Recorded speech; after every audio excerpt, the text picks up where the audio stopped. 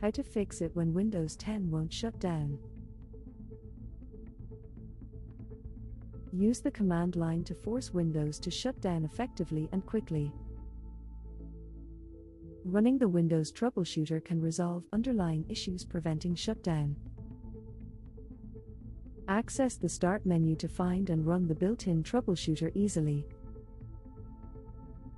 Check for pending updates that might be causing shutdown problems. Consider performing a system reset if all else fails to restore functionality. How to fix your Windows 10 shutdown issues. First, hit the Start menu and type in CMD to open the command prompt.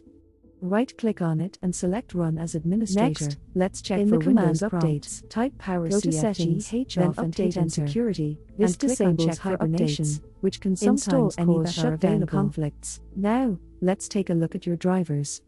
Head over to Device Manager, right-click on each device, and select Update Driver. Finally, make sure to check your power settings. Go to Control Panel, then Power Options, and ensure that your settings are configured correctly. If you follow these steps, you should see a significant improvement in your shutdown process. Easy, right? Subscribe for more tech troubleshooting tips.